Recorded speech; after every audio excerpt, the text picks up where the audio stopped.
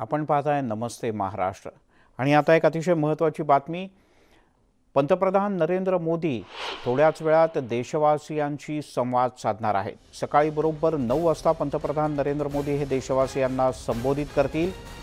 महोबा आणि झाशी या दौऱ्यावर म्हणजे उत्तर प्रदेशच्या दौऱ्यावर आहेत पंतप्रधान नरेंद्र मोदी, पण त्यापूर्वी पंतप्रधान नरेंद्र मोदी यांनी देशवासियांना माहिती दिली आहे की सकाळी 9 वाजता ते देशवासियांशी खास संवाद साधणार आहे। नेमका विषय काय आहे, निमित्त काय आहे याबद्दल कोणती माहिती अजून सूत्रांकडून मिळालेली नाही, पण उत्तर प्रदेशच्या दौऱ्याच्या आधीच पंतप्रधान नरेंद्र मोदी यांचं हे एक महत्त्वाचं ट्विट की सकाळी बरोबर 9 वाजता पंतप्रधान देशवासियांशी संवाद साधतील।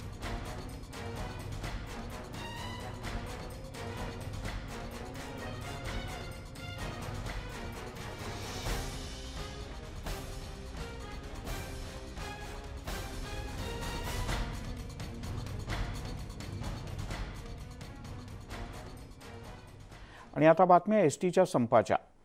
3 आठवडे उलटले तरी एसटी कर्मचाऱ्यांचा संप सुरूच आहे।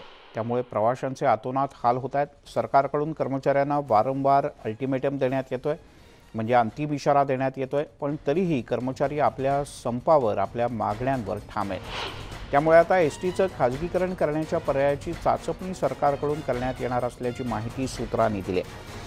एसटी नफ्यात आणायची असेल तर खाजगीकरण हा एकमेव पर्याय असल्याचं सरकारकडून आता सांगितलं जात आहे। एसटी महामंडळाचं खाजगीकरण करत असताना शिवशाही आणि शिवनेरी या बसेसच्या बद्दल ज्या कंपन्यांच्या सोबत करार करण्यात आला आहे त्यांच्यासोबतच इतरही काही एसटी बस चालवण्याच्या संदर्भात करार केला जाऊ शकतो का, अशा प्रकारची पडताळणी करण्यात येते।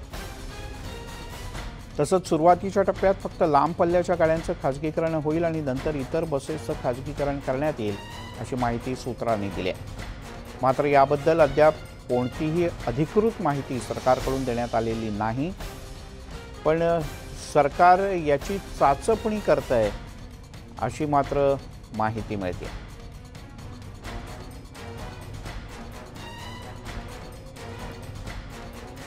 या क्षणाची महत्त्वाची माहिती, अगदी पहिल्या टप्प्यात लांब पल्ल्याच्या मार्गांचं फक्त खाजगीकरण करण्यात येणार आहे। दुसऱ्या टप्प्यामध्ये ग्रामीण भागातल्या फेऱ्यांचं खाजगीकरण करण्याचा विचार आहे। त्या खाजगी ऑपरेटर्सकडे देण्यात येतील, म्हणजे जवळपास टप्प्याटप्प्याने सर्व मार्ग हे खाजगी कंपन्यांना देण्याचा विचार सरकार करतंय, किंबहुना तसं पडताळणी करतंय। शिवशाही आणि शिवनेरी या गाड्या सध्या भाडेतत्वावर देण्यात आलेल्या आहेत आणि याच संदर्भात आपण अधिक जाणून घेऊयात। सध्या एसटीचं जे आझाद मैदानात आंदोलन सुरू आहे त्याचं नेतृत्व करतायत सदाभाऊ खोत। सदाभाऊ, तुम्ही तुमच्या परीनं पुरेपूर प्रयत्न करताय, बैठका सुरू आहेत, तोडगा काही निघत नाही आणि त्यातच बातमी आली सरकारचा खाजगीकरणाचा विचार आहे। लालपरी हे महाराष्ट्राचं खऱ्या अर्थानं एक मोठं वैभव आहे आणि मला वाटतं की सरकारनं कामगारांच्या प्रश्नावरती संवेदनशील राहायला पाहिजे होतं, परंतु सरकारच्या संवेदना बोथट झालेल्या आहेत आणि दररोज एक नवीन काहीतरी अफवा कामगारांच्या मध्ये भीती निर्माण व्हावी अशा पद्धतीनं सोडत आहेत। मला ही एक अफवा आहे, कारण खाजगीकरण करणं म्हणजे ही काय साखर बंद पडलेला साखर कारखाना कोणाला तरी चालवायला किंवा विक्रीला काढण्यातला प्रकार अशा पद्धतीनं होऊ शकत नाही। मला वाटतं सरकारनं अशा खटाटोप करण्यापेक्षा चर्चेचे दरवाजे उघडे ठेवून यातून मार्ग काढावा। एका बाजूला सरकार भासवत आहे, आम्ही यांच्यावर चर्चा करत आहे, पुरावर करत आहे की सरकारने एकदा जाहीर करावं। पहिल्यांदा अनिल परब साहेबांच्यावर आम्ही चर्चेला गेलो, त्या ठिकाणी त्यांनी सांगितलं समिती नेमल्या, तिकडे काय असेल ते लेखी द्या, बाकी चर्चा होऊ शकत नाही, मी काय आहे ते तुम्हाला देऊन टाकले। दुसऱ्यांदा चर्चेला गेल्यानंतर काय पर्याय सामोरे आल्यानंतर आम्ही म्हटलं कामगारांच्या बरोबर चर्चा करतो आणि उद्या आपण बसूया, तर ठीक आहे म्हटलं उद्या आपण बसू। त्याच्यानंतर किती बैठकीची चर्चा होऊ शकली नाही। परत एकदा त्यांच्या अधिकाऱ्यांच्या बरोबर आम्ही बसलो. सचिव तर यांचे परदेशातच होते. अधिकाऱ्यांच्या समोर काही एक मध्य मार्गाचा एक पर्याय आमच्या सगळ्यांच्या विचारातनं पुढे आला की त्याच्यावर आपण विचार करूया. मी म्हटलं ठीक आहे करूया. ते म्हणले आम्ही तिकडे बोलतो, तुम्ही कामगारांच्या बरोबर बोला. आपण परत उद्या बसायचं विषय संपवायचा.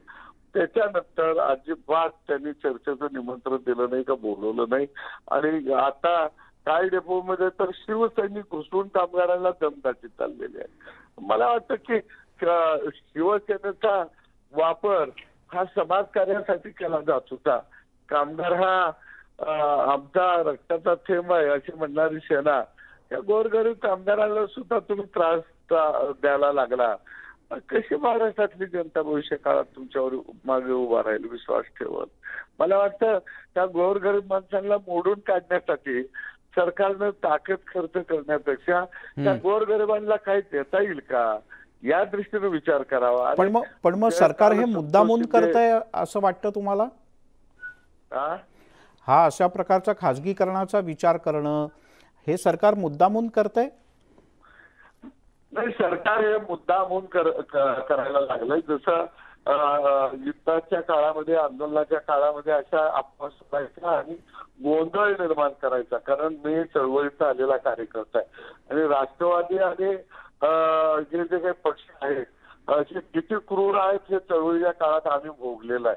अजून आम्ही कोर्टामध्ये सेटल घालत आहोत. अजून आमच्या तारखा सुरू आहेत. या क्रूरतेला सीमा असू शकत नाही. पवार साहेब सगळ्या विषयात भाष्य करत, अगदी आर्यन खान पासून आणि देशमुखापर्यंत सगळ्या विषयावर ते भाष्य करत आहेत. परंतु आज एवढ्या मोठ्या संख्येनं कामगार त्यांच्या छायेखाली वाढलेला हा कामगार रस्त्यावरती आला, त्याच्यावर मात्र ते भाष्य का करत नाहीत करणार मला माहित आहे. कारण ही लोक सत्तेमध्ये नसताना पवार साहेब राज्यभर हिंडले. आता असहकार पुकारा, कर्ज देऊ नका, सरकारला न्याय दिला पाहिजे, दूध उत्पादकाला न्याय दिला पाहिजे. मग आता कुठे गेले यांचे ही सात्विकपणा सगळ्यांचा? नाही, हे क्रूर लोक आहे. यांना माहित आहे लोकांना कसं मोडायचं. साम दन भेद सगळ्या कूटनीतीचा वापर हे लोक करूनच सत्तेमध्ये आतापर्यंत राहिलेले आहेत. आणि म्हणून मला वाटतं की नका ह्या गरिबाशी तुम्ही असं त्याची छळवणूक करू नका, गरिबाशी खेळू. अरे गरिबाला न्याय द्या रे, तो मरायला लागलाय, आत्महत्या करतोय, जरा तरी दया येऊ द्या रे तुम्हाला. चला भाऊ, आपण अपेक्षा करूयात की लवकरात लवकर सरकार गांभीर्यानं विचार करेल. आणि खाजगीकरणाचा विषय असेल तर शिवसेनेने सुद्धा विरोधात असताना अनेक खाजगीकरणांना विरोध केला. अगदी MTNLचं सुद्धा यातलं सगळ्यात मोठं उदाहरण आहे. चला भाऊ, तुम्ही न्यूज 18 लोकमतशी बोललात याबद्दल धन्यवाद. यासोबत बुलेटिनमध्ये घेऊयात आणखीन एक छोटासा ब्रेक. सर्व प्रकारच्या ताज्या अपडेटसाठी news18lokmat.com या आमच्या वेबसाईटला लॉग ऑन करा. फेसबुक, ट्विटरवर आम्हाला फॉलो करा. आमच्या YouTube चॅनलला सबस्क्राईब करा.